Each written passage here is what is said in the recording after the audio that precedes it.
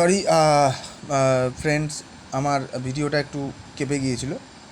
তো এরপর থেকে আমি আবার শুরু করছি যে ফ্লোরা অ্যান্ড ফনা যে পার্টটা আমরা দেখলাম, এই পার্টটায় যে ফ্লোরা অ্যান্ড ফনা এই সময় চেঞ্জ হয়েছিল গ্লোবাল ওয়ার্মিংয়ের জন্য। তা আমি আর বেশি পড়াবো না এই পার্টটায়, এখানে একটুখানি পড়িয়ে আমি ছেড়ে দিচ্ছি, যেহেতু ওই পার্টটায় আমি অনেকটা পড়িয়ে দিয়েছি তোমাদের। তো চেষ্টা করবে বইটা ভালো করে পড়ার, এবং যেই পার্টগুলো আমি পড়াচ্ছি মন দিয়ে একবার ভালো করে পড়ে নেবে বাড়িতে, আর বইটা যেন প্রত্যেকের কাছে থাকে, এতে তোমাদের পড়তে অনেক সুবিধা হবে। তা ওয়ে অফ মেইন ক্যারেক্টারিস্টিক্স আর কী কী রয়েছে এখানে মেসোলিথিক এজে আমরা কী কী পাবো। এই সময় মানুষরা সেমি পারমানেন্ট আর টেম্পোরারি সেটেলমেন্ট তৈরি করেছিল, মানে মানুষ এইখানে মানে পুরোপুরি কোনো বসতি এখানে স্থাপন হয়নি। এই সময় মানুষের বসতি স্থাপনের প্রবলেম কী হয়েছিল, কখনো সেমি পারমানেন্ট হয়েছিল, কখনো কিছু টেম্পোরারি ওরা সেটেলমেন্ট করেছিল। তো এর মাধ্যমে এরা কোথায় থাকতো, এরা থাকতো দেখে নাও কেভ আর ওপেন কোনো গ্রাউন্ডের মধ্যে, মানে কোনো গ্রাউন্ড যদি ওপেন থাকে, কেভ যদি থাকে, সেখানে তারা বসতি স্থাপন করা শুরু করেছিল। এরা কীভাবে সারভাইভ করতো, হান্টিং করতো, ফিশিং করতো, ফুড গ্যাদারিং করতো। পরবর্তীকালে এরা কী করলো, বিভিন্ন ডোমেস্টিকেটেড কিছু অ্যানিম্যাল ছিল, এরা পশুপালন যেটাকে বলে এরা শুরু করলো, এবং প্ল্যান্ট কাল্টিভেশন করা শুরু করলো, মানে চাষাবাদ করার দিকে আস্তে আস্তে এদের ঝোঁক ধীরে ধীরে বাড়লো।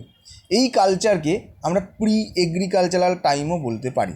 এইখানে একটা গুরুত্বপূর্ণ লাইন আছে, দেখে নাও, প্রি এগ্রিকালচারাল টাইম, মানে এই সময় থেকে হয়তো মানুষরা ধীরে ধীরে এগ্রিকালচারের দিকে মন আসা শুরু করলো, মানে মানুষ এগ্রিকালচার করতে শুরু করলো। হয়তো তোমাদের ভিডিওতে কিছু ছবি দেখতে অসুবিধা হলে কমেন্ট সেকশানে জানিও, পরবর্তী ভিডিওতে আমি আরও ভালোভাবে করার চেষ্টা করব। এবার এই সময় মানুষ কী করতো, ফায়ার ইউজ করা শুরু করলো, দেখতে পাচ্ছ আগুনের ইউজ শুরু করলো, এবং মানুষ খাবারটাকে রোস্ট করে খাওয়া শুরু করলো। এই সময় কীভাবে মানুষকে কবর দেওয়া হতো, দেখ না, বিউরি দ্য ডেড বডিকে কবর দেওয়া হতো। কখনো কখনো ডেড বডির সঙ্গে যা ডেড বডি, মানে যে জিনিসগুলো ওই ব্যক্তি ভালোবাসতো, সেই জিনিসগুলো তার সঙ্গে সঙ্গে দিয়ে দেওয়া হতো মৃতদেহের সঙ্গে আফটার ডেথ, দেখতে পাচ্ছ। নেক্সট কি বলছে, এই সময় একটা স্কিল অথবা একটা আর্টিস্টিক ভাব এখানে তৈরি হয়েছিল, যার নাম হচ্ছে ইনিশিয়েটেড রক আর্ট। খুব গুরুত্বপূর্ণ, দেখে না ওই কোশ্চেনটা দেয়। রক আর্ট মানে কি, ভীমবেটকা কেভ পেন্টিং এখানে পাবে। এখানে রক আর্টের একটা মানে পাথর কেটে একটা আর্ট করার যে যুগ এই সময় তৈরি হয়েছিল, প্রি হিস্ট্রির সময়। 1867 সালে এই যে ফার্স্ট যে রক আর্ট নিয়ে আমরা পড়ছি, এখানে রক পেন্টিং এই সময় আমরা দেখতে পাবো। এখানে কোথায় পাওয়া গেছে, এটা সোহাগী ঘাট, মানে কৈমুর হিলের ইউপিতে সোহাগী ঘাটে পাওয়া গেছে। 150টা মেসোলিথিক রক আর্ট এই সাইট থেকে আবিষ্কার করা গেছে, 150টা, মানে অনেক। এবং এখানে কিছু রিচ কনসেন্ট্রেশন এরিয়া কোথায় কোথায় সবচেয়ে বেশি পাওয়া যায়, দেখো সেন্ট্রাল ইন্ডিয়া ভীমবেটকা কেভসের মধ্যে পাওয়া গেছে, খারওয়ার, জাওড়া, তারপর হচ্ছে কাথোয়াটিয়া মধ্যপ্রদেশের, সুন্দরগড়, সম্বলপুর, উড়িষ্যা। এই লাইনটায় ভালো করে দেখে নাও, এজুথু গুহা কেরালায়, এটা ইম্পর্টেন্ট নাম, মনে রাখবে।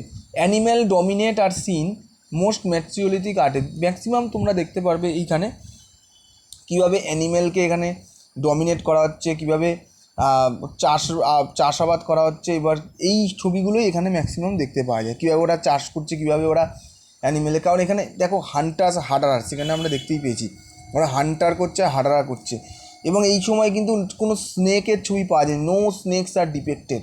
মেসোলিথিক পর্যায়ে কোনো স্নেকের ছবি তুমি রক আর্টে পাবে না। এবং মেসোলিথিক পেন্টিংয়ে আমরা একটা জিনিস দেখতে পাই, যেখানে রিলিজিয়াস প্র্যাকটিস আস্তে আস্তে রিফ্লেক্টিং হচ্ছে। যেরকম ধরো এখানে labour on the basis of gender, মানে এখানে একটা গুরুত্বপূর্ণ পার্ট এসছে যে জেন্ডারের বেসিসে কে কী কাজ করবে, এটা ধীরে ধীরে মানুষের মধ্যে তৈরি হচ্ছে। আগের ভিডিওতে আমি যতটুকু করিয়েছিলাম তারপর থেকে আমি এইটুকু করালাম। তো চেষ্টা করবে ভিডিওটাকে ভালো করে দেখার। একটা পার্টে হয়তো ভিডিওটা একটু শেষের দিকে প্রবলেম হয়ে গেছে, আই থিঙ্ক একটু প্রবলেম হয়ে গেছে, তো ওটার জন্য সরি, কারণ ক্যামেরাটা কেঁপে গিয়েছিল, রিয়েলি সরি। তো তারপরের জন্য আমি ভিডিওটা আবার এই পার্টটায় দিয়ে শেষ করলাম। তো চেষ্টা করবে ভিডিওটাকে পুরো দেখার এবং ভালো করে বোঝো, কিপ লার্নিং, বুঝে পড়ার চেষ্টা করো, বইটা রিডিং পড়ো। আমিও আবার সপ্তাহে রিডিং, মানে এক সপ্তাহে আমি ভিডিও ছাড়ার চেষ্টা করছি, তোমাদের এক সপ্তাহে চেষ্টা করব আমি 2টো করে ভিডিও দেওয়ার। যাতে চ্যাপ্টারটা শেষ হয়ে যায় এবং আরও অন্য কিছু নিয়ে আমরা আলোচনা করতে পারি। এরকমই লাইন বাই লাইন প্রত্যেকটা বইয়ের ওপরে বই দেখিয়ে দেখিয়ে লাইন বাই লাইন পড়তে পারি। এতে তোমাদের অনেক সুবিধা হবে, তোমাদের পড়তেও সুবিধা হবে। তো আমি আশা করছি আমার ভিডিওটা যদি তোমাদের ভালো লেগে থাকে তাহলে আমার ভিডিওটাকে অবশ্যই লাইক করো, সাবস্ক্রাইব করো আর চ্যানেলটাকে শেয়ার করো প্লিজ। আর চেষ্টা করো ভিডিওটা সবার মধ্যে যেন পৌঁছায়। যারা ধরো অনেকের আছে যারা পড়তে পারছে না, তারা হয়তো ভিডিওটার মাধ্যমে কিছুটা হলেও উপকৃত পাবে, উপকার হবে, তাদের দেওয়ার চেষ্টা করো, তাদের শেয়ার করার চেষ্টা করো। শেয়ার করলে এমন কোনো প্রবলেম হবে না, বা লাইক করলে। আর যদি খুব ভালো লেগে থাকে নোটিফিকেশান যে বাটনটা ক্লিক করে দিও, সেখানে তুমি নতুন নতুন ভিডিও নোটিফিকেশান পেয়ে যাবে এবং আমি পরবর্তী ভিডিও নিয়ে আবার তোমাদের কাছে আসবো। আর এখনের জন্য আমি সাইন অফ হলাম। Thank you.